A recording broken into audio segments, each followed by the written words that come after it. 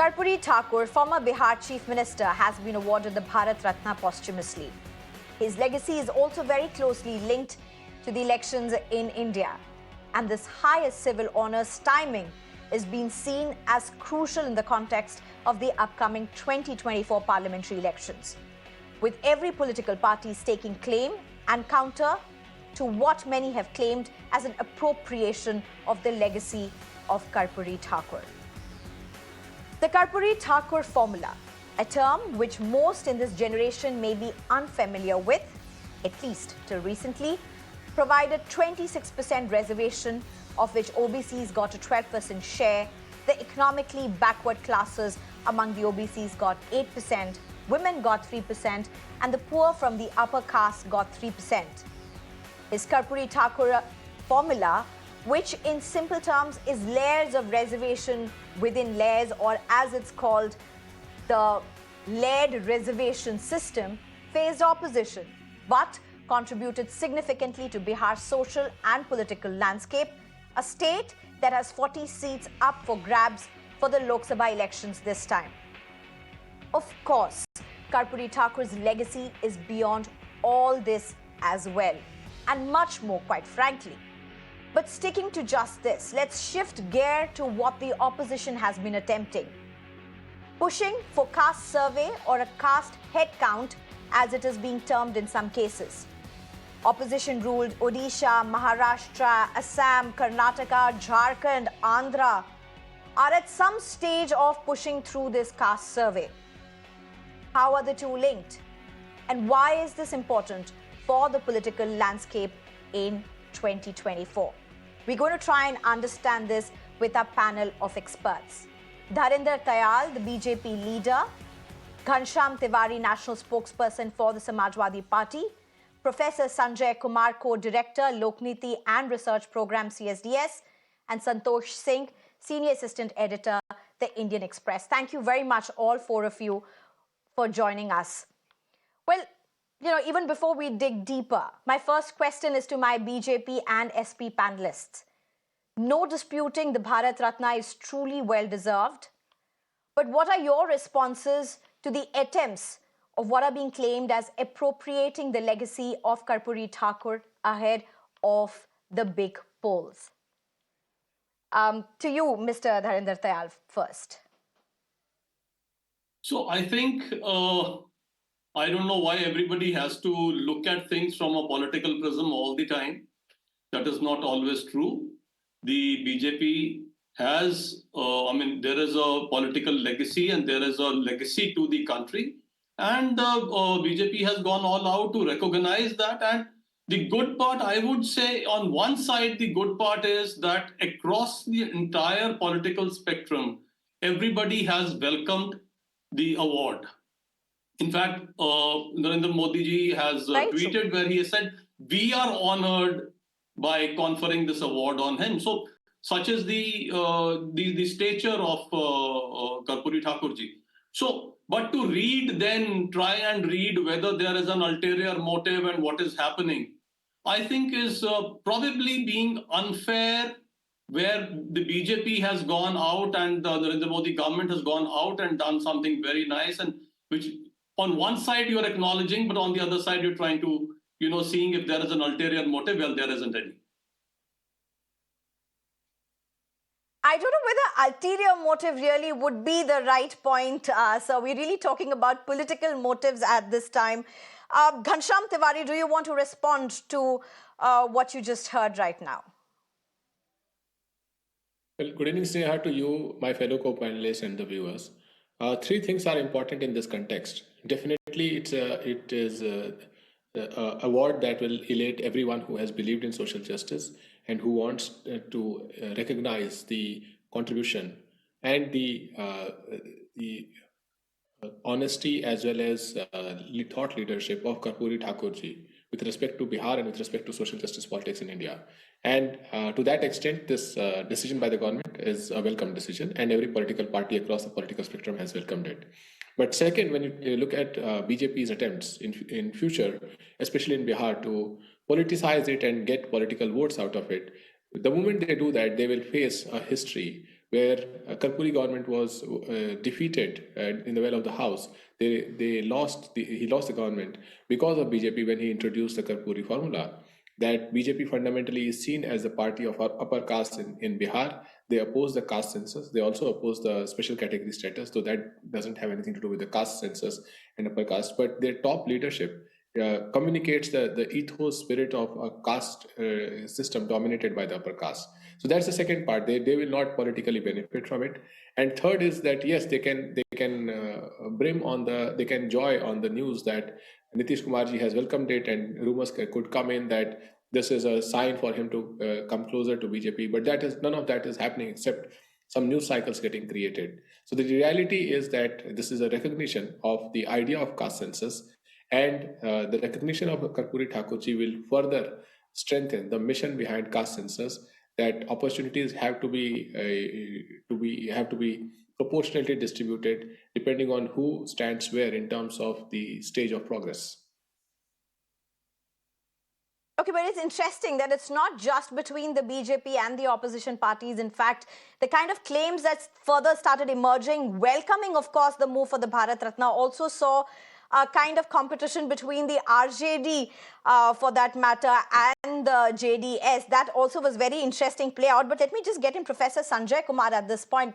Professor, to what is being seen right now, a revisit to the Karpoori Thakur formula for a generation that has not been very well aware of it, to what has been playing out across states with the opposition trying to push for a caste census.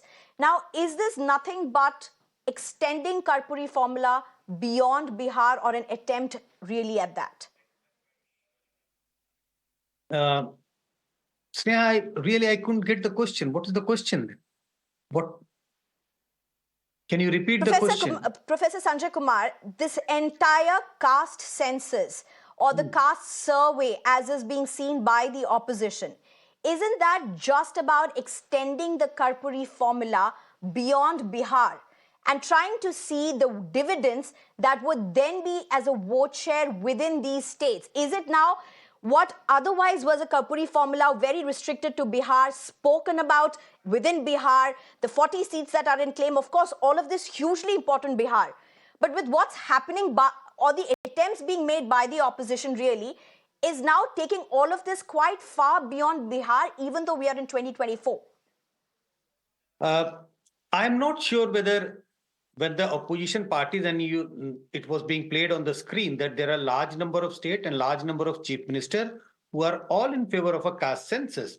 I'm not sure when they say that they are all in favor of caste census, whether they actually want to implement what is referred as the Karpoori Thakur formula in their different state. But I'm sure the message which they are trying to send out, all the state governments which are in favor of caste census, that yes, there is a need to, there's a need for a caste census. Once you do the caste census, you would also be the government will also be in a position to know the socio-economic situation of people belonging to different castes, especially from the OBC caste. And once the government is able to get the data about socio-economic deprivation or well-being of people belonging to different OBC caste within the OBCs, then government may be able to devise policies for their welfare. I think that's the big message which many state government are trying to send out to the people of their state. And that is the attempt. Yes, when BJP is now conferred or made an announcement, the BJP government at the center, that now this is being that Bharat Ratna has been is to be given to Karpoori Thakur. I think BJP is just trying to grab the attention or seize this opportunity, because there was a sense going on that BJP is against caste census, but BJP is trying to send out a bigger message that they are not against the welfare of people belonging to the OBC caste, especially the lower OBC, because the message which is being sent out clearly is that, look, the person who has been, the government has decided to give Bharat Ratna to a person who belongs to the lower OBC caste. So yes, it is taking the OBC, the caste census out from Bihar and spreading out across the state, across the country. Right. In fact, we seem to have lost the line of Mr. Santosh Singh, and the moment we have him, we'll go to him. But let me get back to you, Mr. Dharinder Tayal. And you just heard Professor Sanjay Kumar speak. Very fascinating. And BJP is often seen as a party that has made some very crucial, striking marks. Throughout the last 10 years, you have been able to see some very strategic moves. Wouldn't this be really seen as one of them by the larger political landscape at a time when BJP possibly was quite being cornered on one back foot, with the opposition pushing for a caste survey, and BJP at least being perceived as a party that was quite opposite that? Is this now checkmate? So I think it'll be delusional to think that BJP was getting cornered somewhere. So what we are seeing today is something very different from what the old times it was divide and rule. Today it is beginning to be divide and survive somehow or the other. Mr. Amit Shah in Patna had very clearly mentioned that we are completely in favor of a caste census, and in fact the Bihar caste census which has been held was also approved by the BJP government as part of by the BJP as part of the government. So BJP is not opposed to it. Even at the center, I mean, it'll be nice for your viewers to know, Sushma Swaraj ji supported the caste census and Mr. Chidambaram opposed it. Pranab Mukherjee committee opposed it, and today the newfound champions, that is the Congress, DK Shiv Kumar has come on, has said that the caste census data should not be revealed, and till he was rapped by Mr. Kharge. So that is where we are standing. Where so also what Mr. Ghanshyam said, that BJP, the upper caste party, probably the data was not available with him last time. 44% of the OBC vote went to BJP. So I do not know, and of course, our Prime Minister himself being an OBC. So, but at the same time, I would want that it is time to get away from this. The Prime Minister has said that for me, the top castes in the country are the poor, the farmers, the women, and the youth, and they are the ones for whom I need to do something. So I think this petty politics and trying to read too much is not going to do anybody any good, neither the parties nor the country. The BJP is doing what is right for the country. I'll get in Mr. Ghanshyam Tiwari to respond to that. But let me just go across to Santosh Singh. I'm being told again we seem to have some disruptions with his line. We'll get him as soon as we can. But Ghanshyam Tiwari, do you want to respond to that? Very strong statements coming in, quoting the Prime Minister and saying you could go after all you want for the caste politics, caste census, but BJP's game plan is different. How would you look at that? Well, BJP is a party which is powered by crony capitalists and a segment of upper caste who wants upper caste hegemony. That is clear, and as a result of this driving force, to win in politics, they play symbolic politics. As far as reservations is concerned, when the Constitution of India came into force, the mother organization of BJP, RSS, opposed the Constitution. When the social justice movement was forged together, was making progress, whether it is Karpoori Thakur's formula, his government was felled by the same group of people.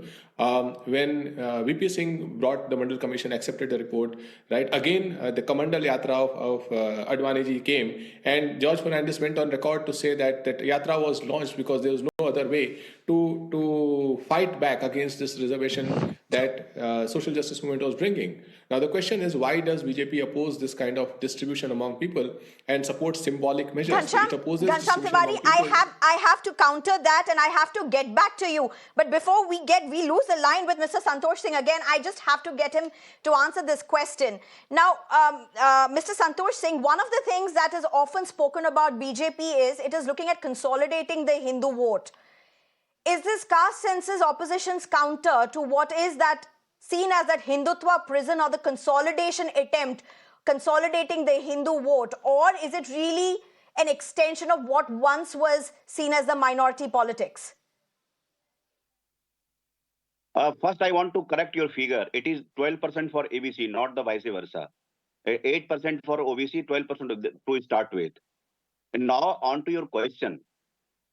I don't think it's just as simple as that in politics, that it's the we can we take that as counter narrative from JDU or from the BJP. Of course, the immediate trigger is the caste census and the how the Grand Alliance government raised the quota from 50 to 65%, and overall quota Bihar is now 75% if you count the EWS quota as well. Of course, BJP has been trying to co-opt legacy of Karpoori Thakur.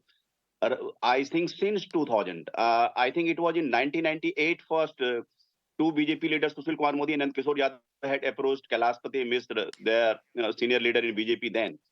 They wanted to organize the birth anniversary of Karpoori Thakur. At that time, it was not approved, but 2 years down the line, they started organizing Karpoori Thakur anniversary every year. So now almost all parties, I think just barring left, they have been organizing Karpoori Thakur. So it's not just about this timing. Yes, they could not have got a better time to announce Bharat Ratna for Karpoori Thakur in the centenary year, just a day before the centenary celebration. They knew that they have been at the back foot because of the Nitish Kumar's demand of nationwide caste census, which central government could not accede to. BJP had their caste census, and after they got the result, 36.1% EBC vote, that is the biggest social bloc, and then Nitish Kumar re-christened his politics around that number, and he promptly announced the quota hike. So BJP had to counter. Forget Ayodhya. Just a day after Ayodhya, BJP doesn't try just one thing. It tries so many things. So it's like a carpet bombing. They did so. And I think in one stroke, I'm not saying BJP is taking away all the ABC votes. But whatever, the Certainly. negatives Certainly. they had got so far, it has been nullified with one stroke. Yes. Right. All right. In fact, Professor Sanjay Kumar, would you just build on that? I mean, just to give a perspective to our voters, if you look at the percentage, if you look at the India's last census that was done, population census, Hindus were around 79.8% of that population, Muslims 14.2%, Christians 2.3%, Sikhs 1.7%, Buddhists and Jains further 0.4 to 0.7%. Now, if you look at this kind of a demographic divide, and with the kind of numbers that states are offering political parties, with the kind of divided vote share among political parties, now is this caste survey or is this OBC or the EBW plank within the larger OBC really one of the key ways to get to that vote share, to be able to divide or garner that vote share further? Just how crucial is this to the larger vote share for each party? If you look at the numbers, we know that there is no national figure about the OBC. There are different estimates. In Bihar, we now have the number, which is 63% total OBC. If you bifurcate it by lower OBC and upper OBC, it is 36% and 26%, something like that.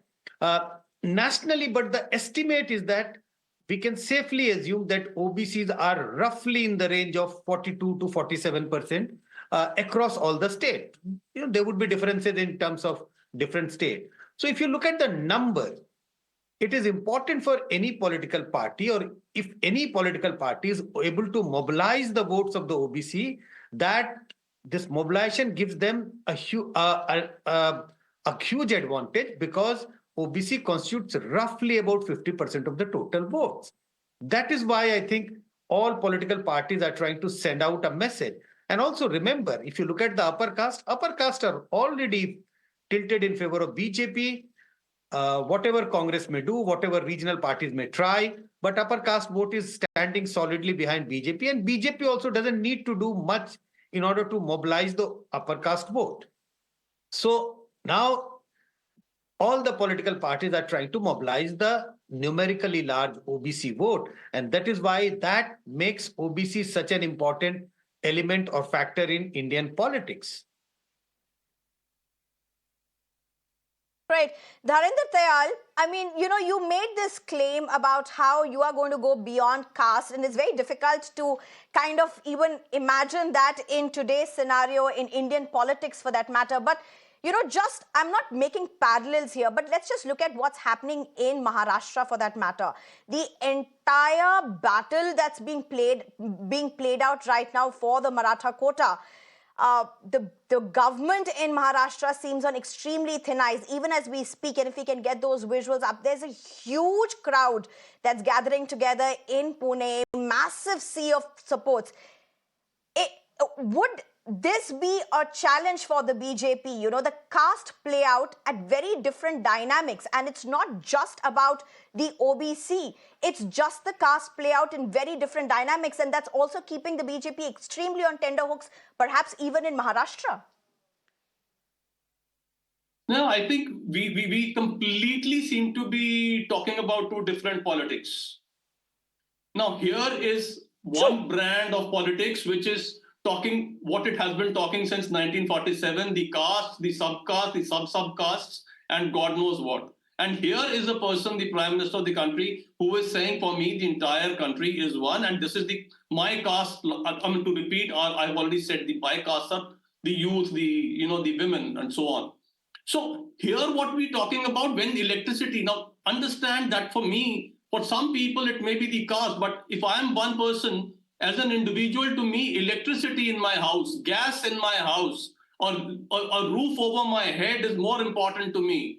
And when they were given out, they were not given to OBCs or to Hindus or to Muslims or to Christians. They were just given. If 80 crore people are being given grain, it is not based on any caste. It is being given to everybody.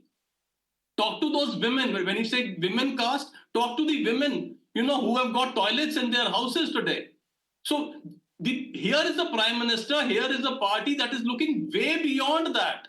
And I really wish and pray that the politics of this country comes to a stage where the opposition also starts thinking in the same way. They start thinking of the country rather than just trying to survive. How can they survive? By splitting the country, by nitpicking. What are they trying to do? Here is a person, I mean, we've said this here, that the BJP is trying to hijack the legacy of Karpoori Thakur. No, BJP has said he's Bharat Ratna. He's as much yours as mine. He's everybody's.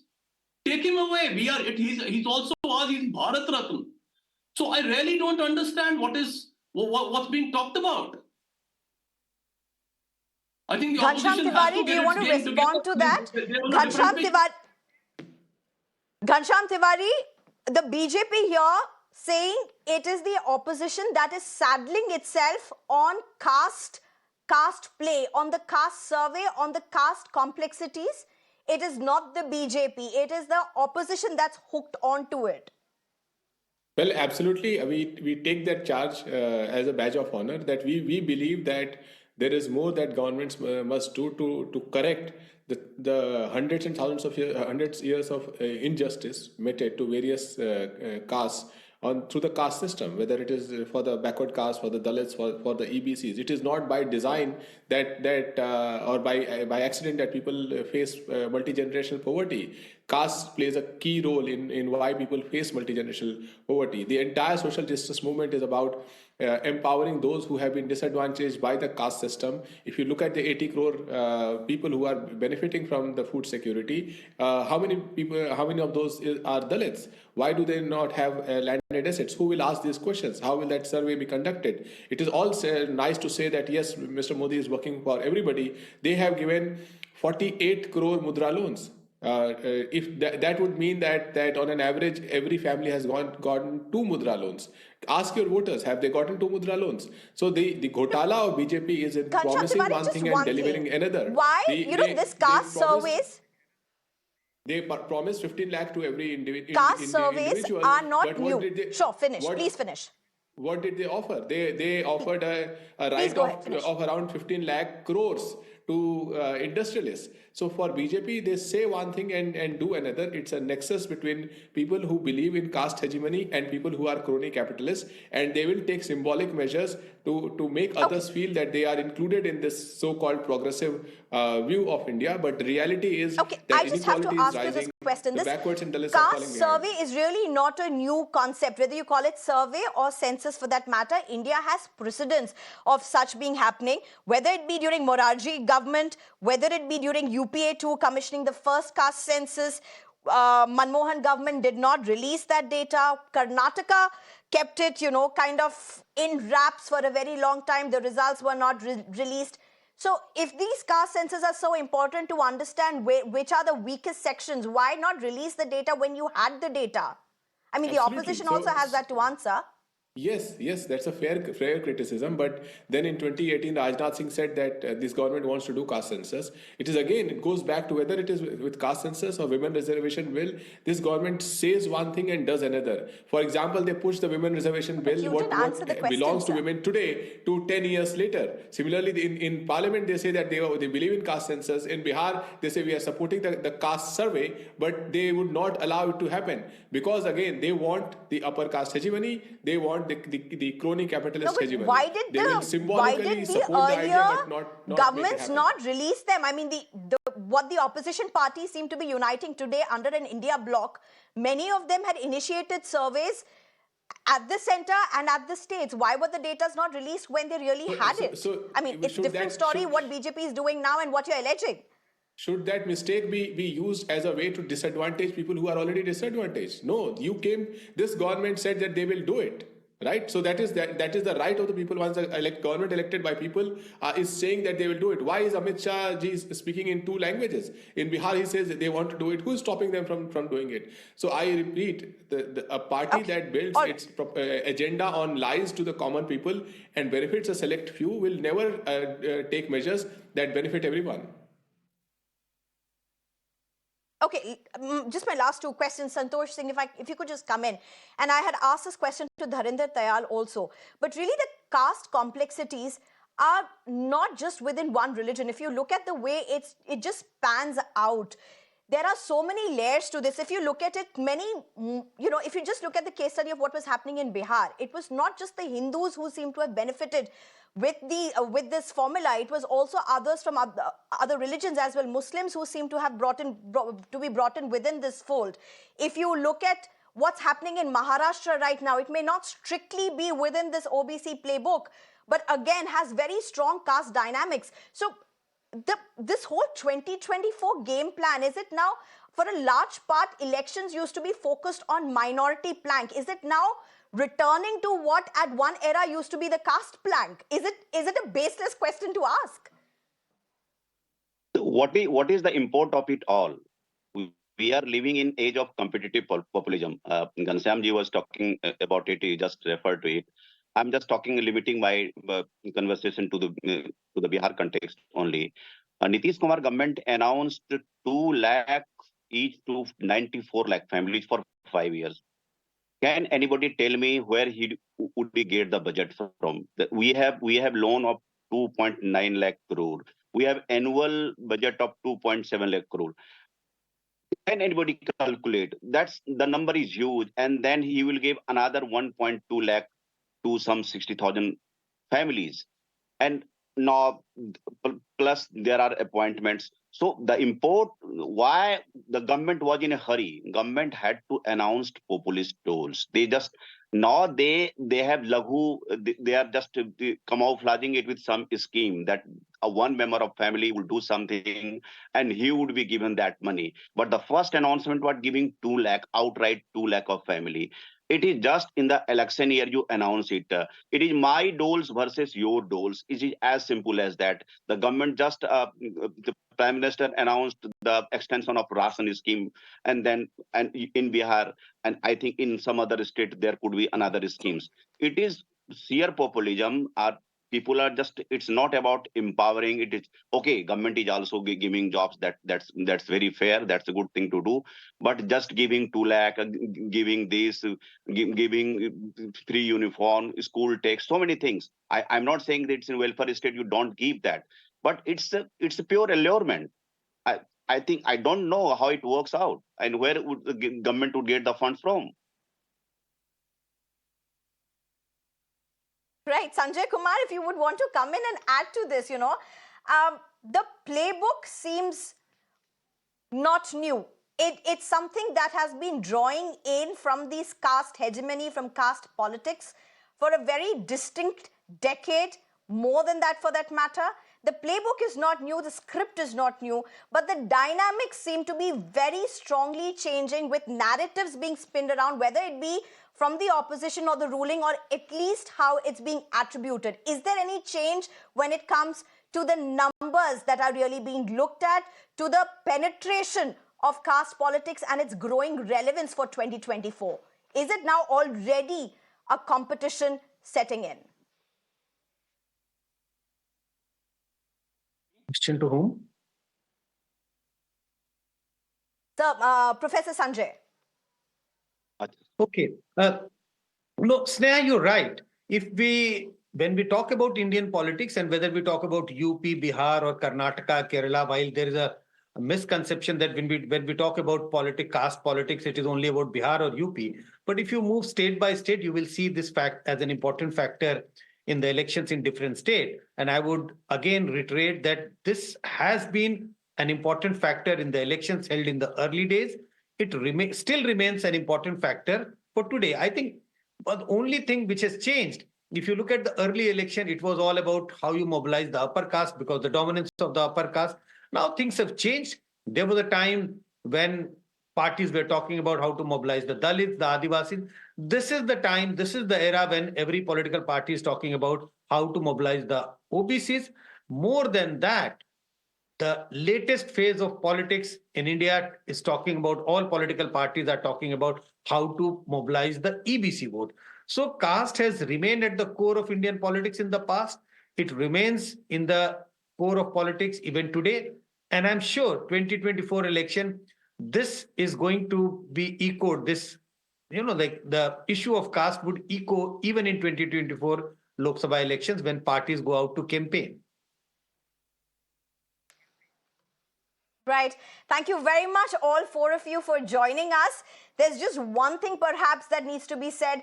When you walk down the streets, as superficial as it may sound, you will often hear the urban young talk about, why are you bringing in caste in everything?